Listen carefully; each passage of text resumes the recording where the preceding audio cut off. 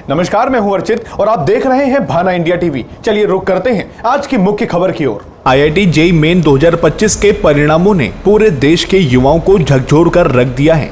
Aditi Mishra 90 percentile लाकर भी disqualified, वहीं Hansraj Meena 47 percentile के साथ क्वालिफाइड। सवाल यही उठता है कि क्या अब इस देश में योग्यता से ज्यादा जाति मायने रखती है?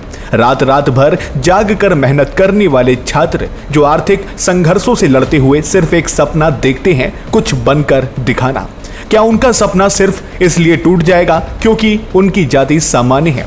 युवा मोर्चा प्रदेश प्रभारी गर्वित द्विवेदी का कहना है, जाति मंदिर में नहीं पूछी जाती, लेकिन शिक्षा में हर कदम पर पूछी जाती है। आरक्षण होना चाहिए, लेकिन बुनियाद होनी चाहिए आर्थिक और शैक्षिक पिछड़ेपन पर, ना कि जन्म आधारित भेदभाव पर। आज ये सिर्फ अदिति की कहानी नहीं, ये लाख अदितियों का सवाल है। क्या हम योग्यता की हत्या होते देखते रहेंगे?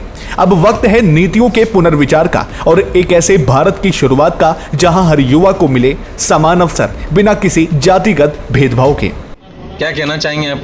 जी नमस्कार आप सभी को। मैं युवा मोर्चा प्रदेश प्रभारी गर्वित द्विवेदी। हाल ही में सोशल मीडिया पे मैंने कुछ दिन पूर्व एक सूचना देखी थी, जिसको मैंने पूरी जानकारी लेने के बाद मैं उस चीज़ से बहुत आहत हुआ। मैं सवाल करना चाहता हूं आईआईटी जेईई मेन 2025 के परिणामों पर, क्योंकि इस परिणाम ने न केवल लाखों छात्रों की मेहनत पर प्रश्न चिन्ह खड़ा कर दिया है, बल्कि हमारे शिक्षा व्यवस्था की वर्तमान दिशा पर भी गंभीर सवाल खड़े कर दिए हैं। अदिति मिश्रा नाम की बालिका जो 90% लाकर एग्जाम में डिस्क्वालीफाइड हो जाती है और 47% लाकर हंसराज नाम का बालक क्वालिफाइड हो जाता है, यह मात्र आंकड़े नहीं, उन युवाओं के सपनों का संघर्ष और समर्पण की कहानी है, जो रात रात भर जागकर परिवार की आर्थिक तंगी को अनदेखा कर सिर्फ एक सपना देखते हैं कि कुछ बनकर दिखाना है। लेकिन आज सवाल यह है कि क्या योग्यता अब भी देश में मायने रखती है? अगर योग्यता का अपमान ऐसे ही होता रहा तो देश में और सी जाने अपने माँ बाप को खोनी पड़ सकती है।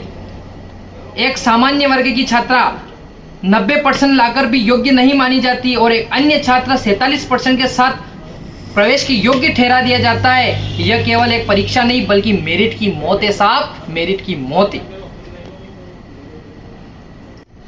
कहा जाता है कि जाति मंदिर में नहीं पूछी जाती, लेकिन प्रतियोगिता परीक्षाओं में हर कदम कदम पर पूछी जाती है।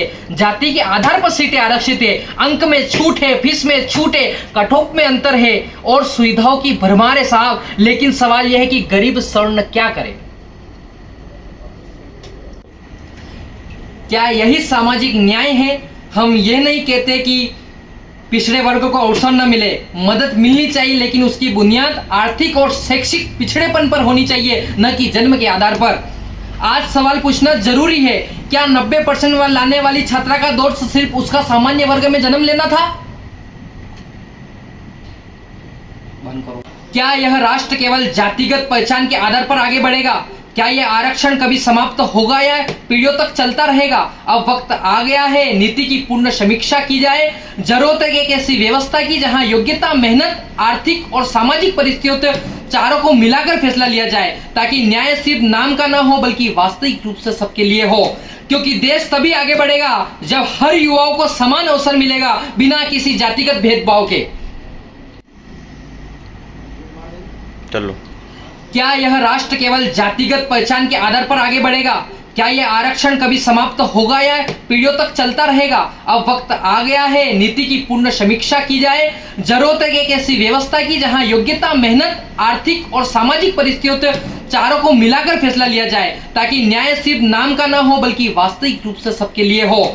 क्योंकि देश तभी आगे बढ़ेगा जब हर युवाओं को समान अवसर मिलेगा, बिना किसी जातिगत भेदभाव के। कि आज इतना इसलिए मुझे बोलना पड़ रहा है कि जो 90% लाकर अदिति मिश्रा डिस्क्वालीफाइड हुई थी और 47% के साथ हंसराज जो क्वालिफाइड हुआ था, इस घटना को देखकर लड़की इतनी आहत हो गई कि उसने अपने माँ बाप को एक पत्र लिखा कि sorry mummy papa, Mata Rani के आशीर्वाद से मेरा जीवन सिर्फ 18 वर्ष का रहा और उसने आत्महत्या कर ली साहब। और मैं छोटे भाई बहनों की इस तरह से आत्महत्या अब नहीं देखूंगा। इसके लिए मुझे उग्र आंदोलन करना पड़ेगा तो करना पड़ेगा। लेकिन मैं ये जागरूकता समाज में, देश में लाकर रहूंगा, ये मैं खुली चेतावनी दे रहा हूं साहब।